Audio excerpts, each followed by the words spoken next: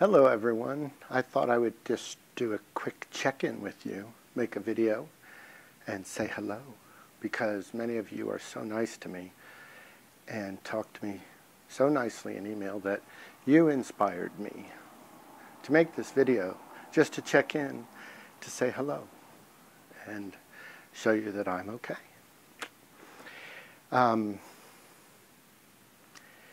All right, so I'm going to quickly explain a few things. This necklace is a Celtic neck torque. It's from very ancient times. They went out of vogue, out of style, 2,000 years ago. But they do stand for a people that still exist on the edge of Ireland and Scotland and Wales and Britain and a few other places. It just stands for knowing that you have a history that goes all the way back to the East. That's really what it stands for. Oh, also, it meant the only people that wore them were the very upper class, because it really meant their head is public property, and that the circle is there. There's a circle, a welcoming circle of people, and the door is always open in Celtic land. They were socialists and into hospitality. All right. Well, here we got the Vedic Zodiac. Let's say hello to Aries, Taurus, Gemini, Cancer, Leo, Virgo, Libra, Scorpio, Sagittarius, Capricorn, Aquarius, and Pisces. Or let's call them by their other names: Mesha, Vrishabha, Mithuna, Karkateya, Karki, I just say, Singha, Kanya, Tula, Vrishchika, Dhanus, Makara, Kumbha, and Meena. Those mean the same things. Like Meena means fishes, which is the symbol. The first one, Mesha, ram. Aries, ram. Okay. Well, right now, Ketu is transiting Aries, which is my first house. So that means that the Ketu energy is coming over me for 1.5 years, over my general life. And that energy is reduction, renunciation, takes away, it spiritualizes, it gives messages to you. So one would predict those types of things for me. I want to introduce a way of remedy right now that is different than anything you've ever heard, but it works. Here's how it works. Take a house in your chart which is not going well for you, like if money, second house, and 11th. Especially those two. If you want to be more spiritual, the 9th. You want to be a better teacher, the 5th. You want to improve your heart, the 4th. Your strength, the 3rd, and so on. You see, the houses all have many things they touch in your life, many things they color, like the second house rules this part of the body.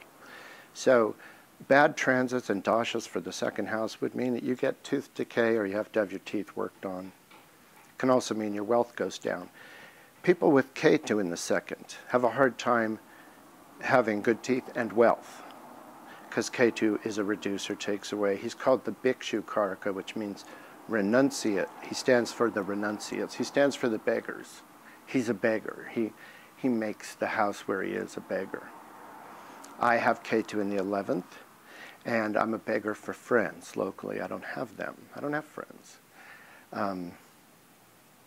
I have Moon in 11th, which means the masses know me.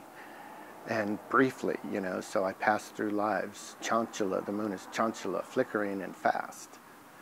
So, now, the way to remedy houses, and this is house-focused.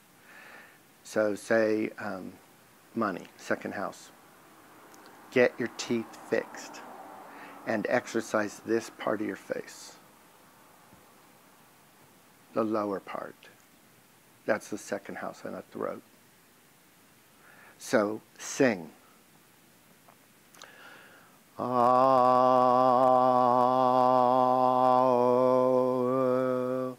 exercise your face. I'm serious. Your jaw, your throat, do it all the time. Fix your teeth and exercise the lower part of your face and throat. And then money will start to improve if you actually do this. You see? One affects the other. As long as you're dealing with that house, one affects the other. Let's keep going. Third house. If your studies aren't going so well, exercise. Mainly your arms and hands. If you want to be a better disciple, same thing. Make your arms and hands tougher. You will be a better disciple. Fourth house, you want to exercise this part. It's like the chest, your heart, cardiovascular, aerobic. And that will then improve your relationship with your mother. You might get a better home situation, more happiness in the home, if you just do aerobics. If your fourth house is harmed or you're suffering in that area of life, do aerobics. And exercise this part of your chest, which means raise your breasts. If you push your arms together like this, hold them up and push the elbows together. It's very hard to do, but that will raise. And there's the weight behind. Learn how to do it. If you're having fifth house problems, you need to do crunches and sit-ups. That's the stomach area. That's an amazing thing. If you have a good stomach, that changes your life. People say, I don't have the stomach for it. Well, you need to have the stomach for it, for everything. Whatever you want to face, you better have the stomach for it. And I don't mean a big one. I mean a strong one. You see, the stomach is connected to the brain with more nerves than any other part of the body. The brain is more in touch with the stomach than any other part of the body. That's why the stomach has serotonin in it, which is one of the nerve connectors of the brain. And the fifth house is so utterly important, being ninth from the ninth. So exercising the stomach is important, and it's been determined by Vedic scholars that the stomach is the main organ of the body, because if you are not fed, everything else dies. So a happy stomach is a happy person, and indeed the fifth house is fun and happiness, romance, all these good things. So if you're fat, you're losing out. You need to improve that so you can have a happier life. The sixth house. If you want sixth house matters to improve, exercise the lower gut. The lower gut is exercised when you do crunches with your legs spread. That exercises the muscles that are along the perimeter bottom of your stomach, and not the two main ones that run up your leg and stomach, which are exercised when you do regular sit-ups.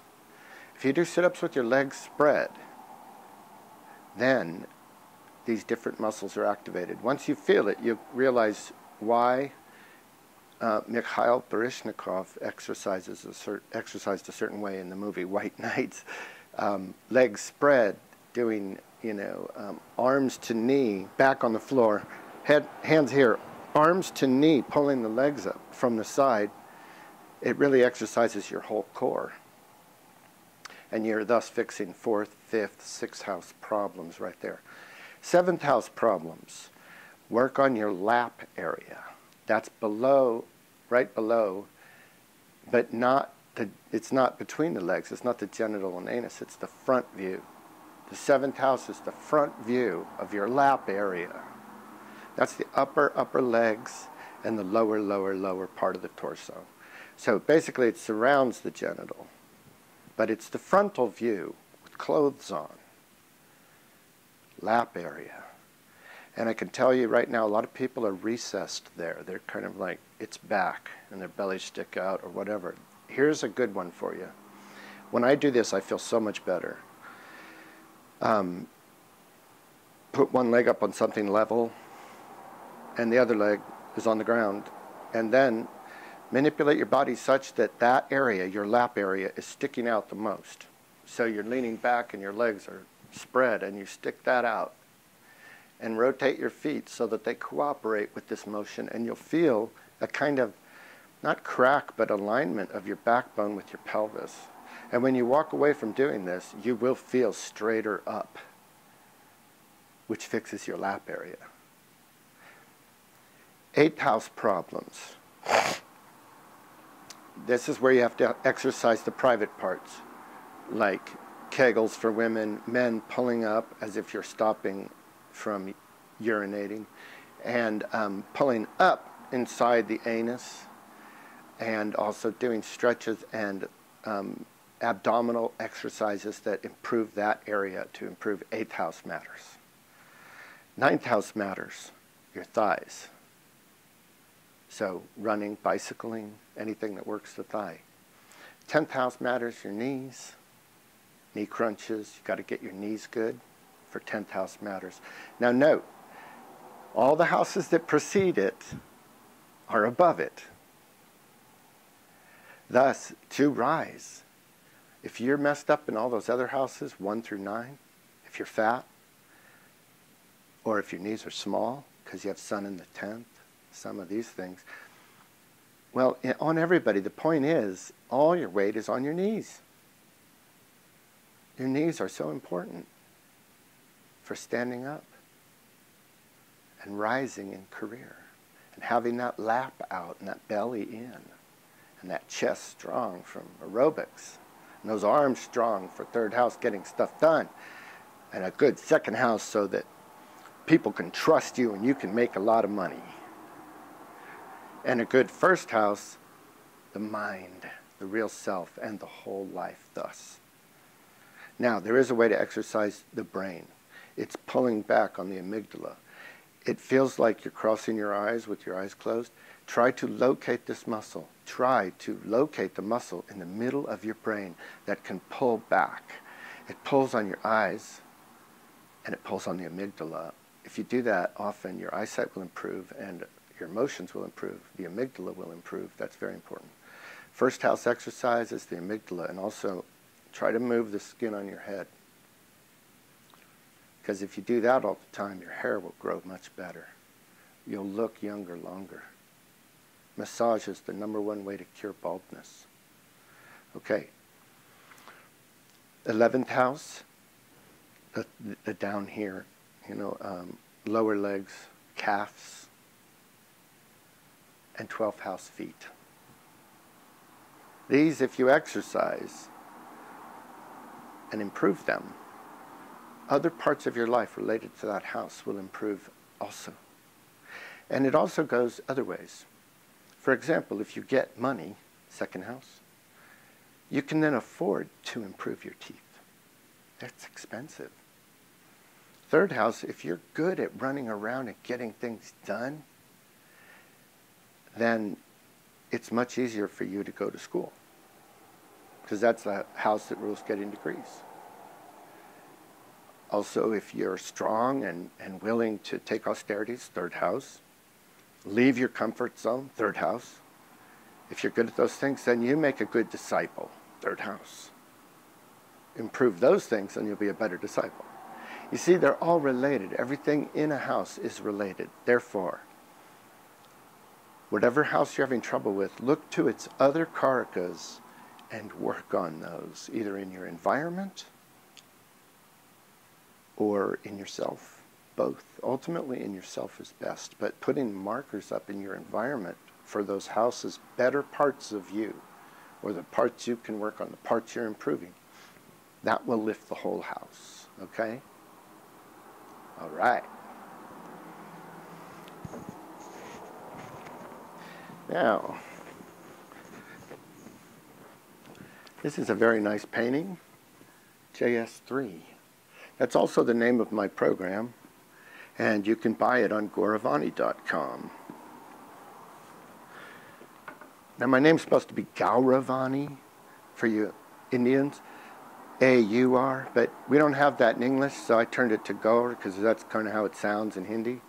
And I know in Hindi that has a different meaning that's not so good, but what I'm really meaning is Das Goravani, because Gauravani in Bengal means the teachings of Sri Chaitanya, which are very loving teachings.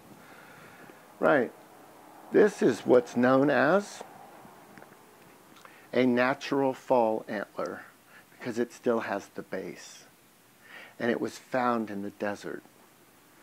So you see, it fell off the deer, which is normal. So this is ahimsa antler. No violence. upon which I've attached a piece of my own hair and a crystal. And it can hang by the Indian button. American Indians would cut off the end and use these jagged edges of it as buttons. They're natural buttons for coats. And this is one of my most recent paintings. It says Bhagavan, and it shows a Vaishnav tilak. Tilak means a marking in India of a sect. The different sects of Hinduism have markings they put on their forehead so you know what they believe. This is another recent painting. I used it as the art on one of my songs that I've posted on iTunes. It looks like an archaeological dig to me. I had fun making this. Then, this one is my most recent that I'm working on. Now, it has in it a northern chart. And then a bunch of stuff. And everything points to the center. All right? And some of my Celtic art stencils are glued on there because they are so used up and broken. And this piece is not done. It's going to be amazing when it is done. This is only the beginning. I do painting in some of my time because, well, it's a distraction from loneliness, I guess. Now, I hope that didn't rub a bunch and ruin the audio on the whole video.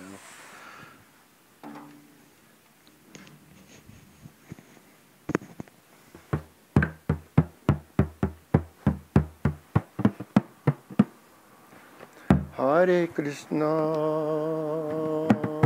Hare Krishna, Krishna Krishna, Hare Hare, Hare Rama, Hare Rama, Rama Rama, Hare Hare, Hare Krishna,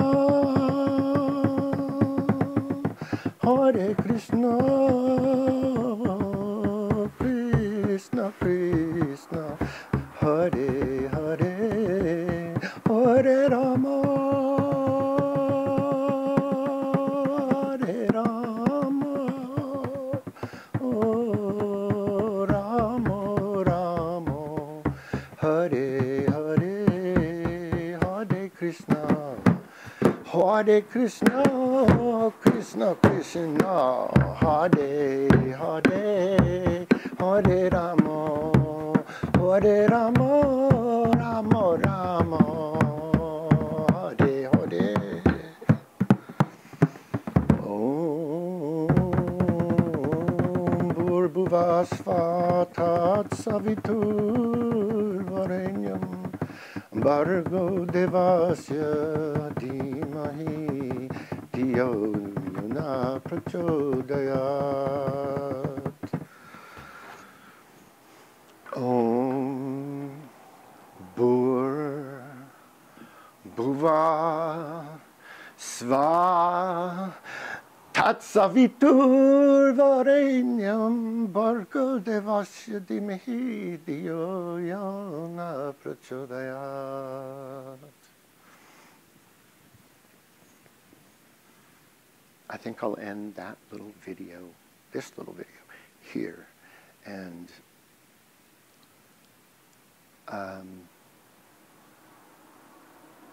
Krishna, Allah, Jehovah, Yahweh, God's peace to you.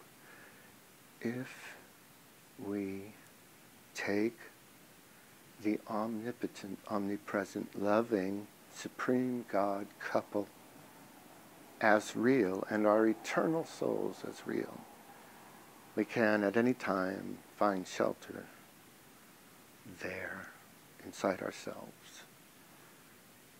And it is that alone, your consciousness, that you take with you at death. My brothers and sisters, and my now, I have to say, you have forced it on me, my sons and daughters. Believe in Dharma. And I don't say follow it, for you will. But believe and know that the Bharat version of religious ontological Siddhanta is superior. Be proud of that, for many of you grow up in it. And my pious Islami brothers and sisters, Salam Alaikum, you are good. You are good. I am not learned in your culture, but I have met many of you, and I have read Quran, and I have watched. That's the main thing. I've watched. You're good. The extremism found in some is not good. We must find peace on earth. If possible, diplomacy, acceptance of each other, love of each other. I find I cannot be happy unless I love all of you. Is it the same for you? I can't be happy if I hate. Is it the same for you? I can't make sense of life without God and the people who love Him, her. Is it the same for you? I hope so, because then you're my friend and in my Sangha. Whether you are Islamic, Christian, Hindu, Hebrew, Zora, Baha'i, Sikh, Buddhist. I love you all. Become vegan, vegetarian, if you can. And subscribe to all my channels. I have YouTube, Das Goravani and Richard Edward Burst. And on Facebook I have 3 pages. My personal page, my personality page, and Goravani Jyotish page. There's another personality page in there. I got it deleted. It has nothing on it.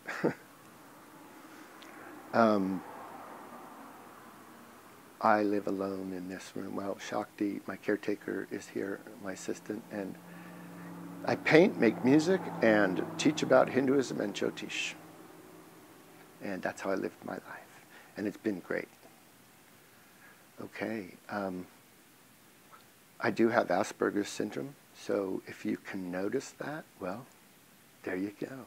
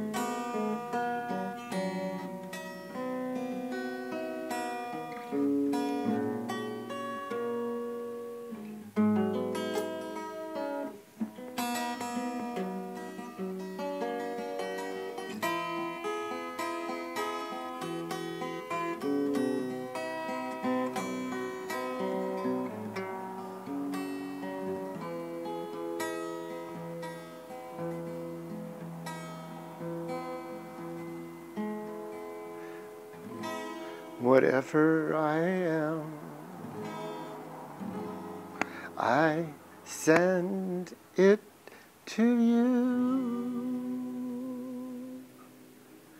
Later, pals.